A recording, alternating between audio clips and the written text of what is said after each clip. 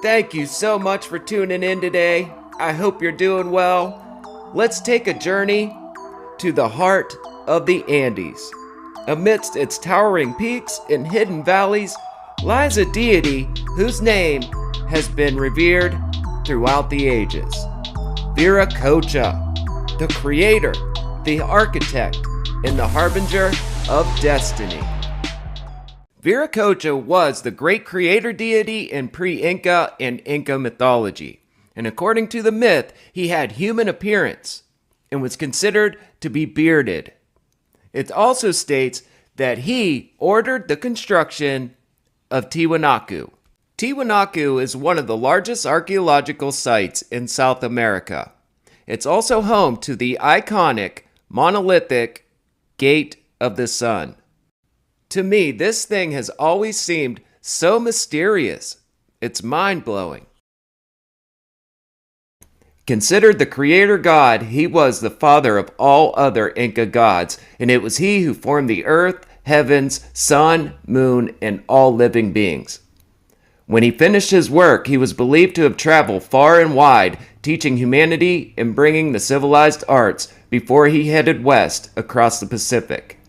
Never to be seen again, but promising one day to return, in his absence, lesser deities were assigned the duty of looking after the interests of the human race, but Viracocha was, nevertheless, always watching from afar the progress of his children.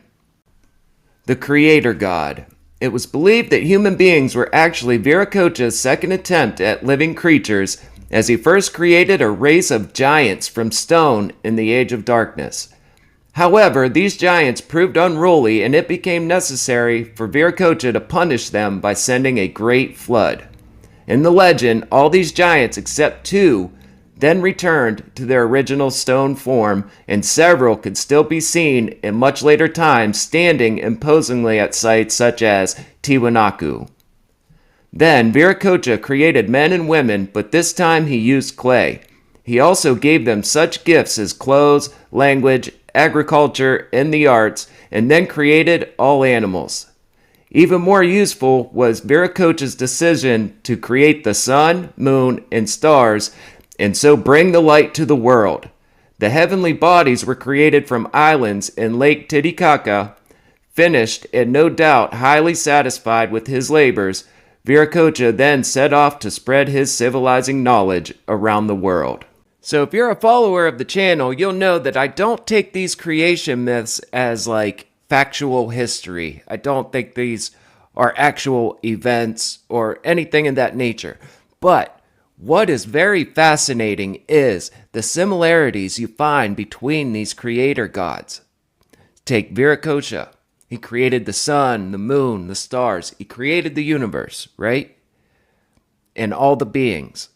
And then it says, but he created giants first, and then punished them with a flood. So not only that, he taught them how to live, he gave them knowledge, and he went around the world passing this along.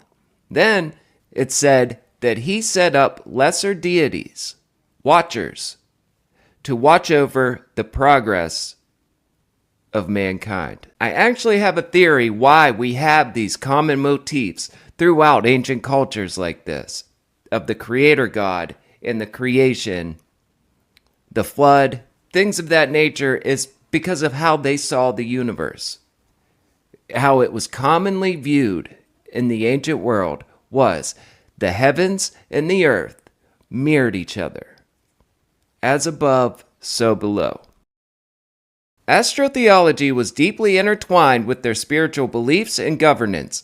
They revered celestial bodies like the sun, moon, and stars as deities and used astronomical observations for agricultural, religious, and calendrical purposes.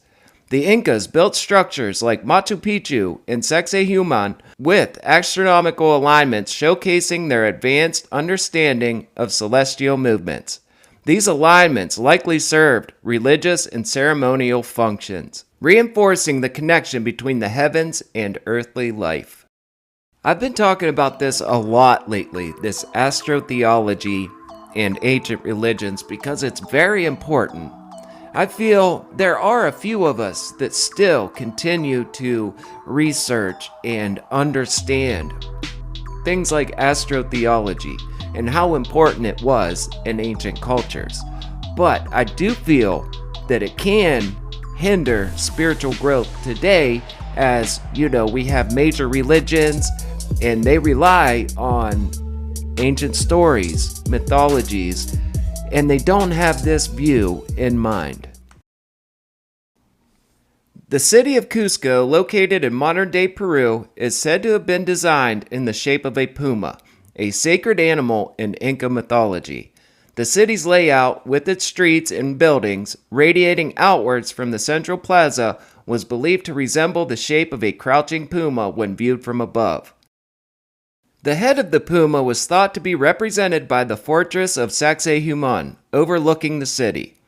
This symbolic design reflects the Incas' reverence for nature and their belief in the interconnectedness of the physical and spiritual realms.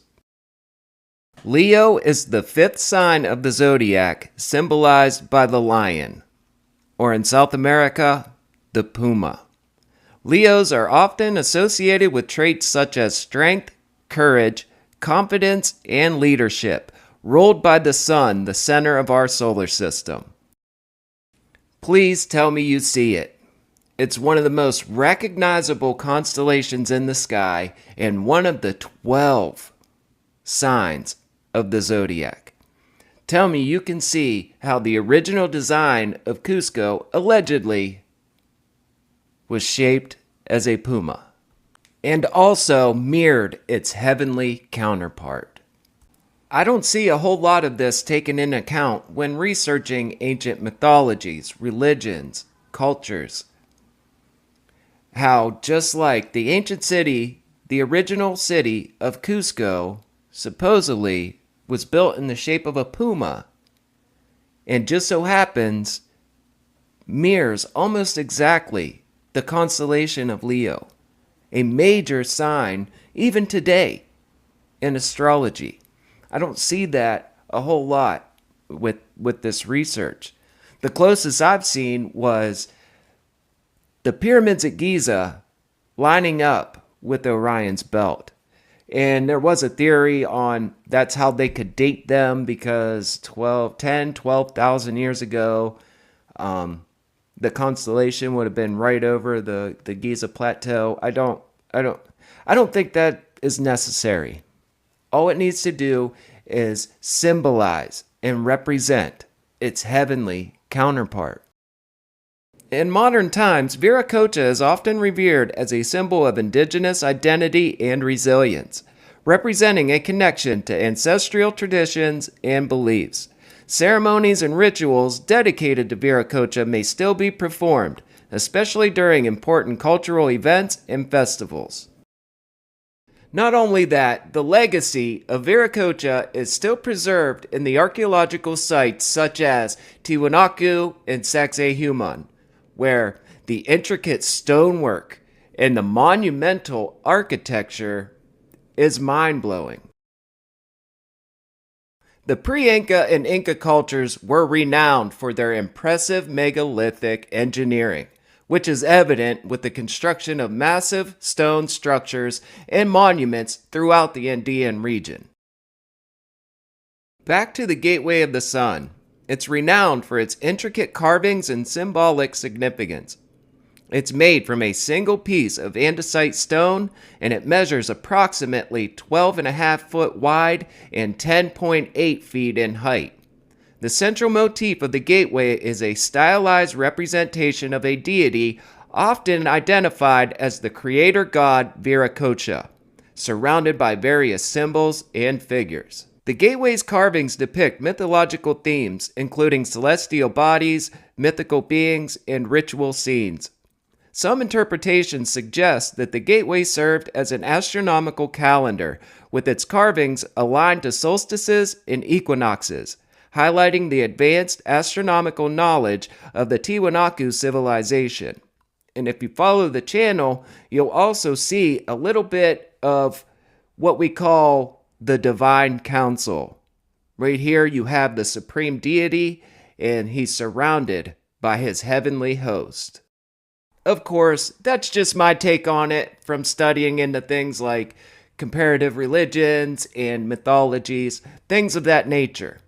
And if you like that type of content, please hit the like button and make sure you're subscribed for more. And don't be afraid to leave a comment. Drop some knowledge in the comments and let me know your thoughts. I would love to hear it. And so it says here that the Gateway of the Sun is an iconic stone monolith located at the archaeological site of Tiwanaku near the southern shores of Lake Titicaca. Tiwanaku was the capital of an ancient Andean civilization that flourished from around 300 BCE to 1100 CE, preceding the rise of the Inca Empire. Last but not least, before I let you guys go, I want to take another trip to the Nazca Desert, which is about 280 miles southeast of Tiwanaku. So keep in mind, to ancient cultures, that the heavens and the earth mirrored each other.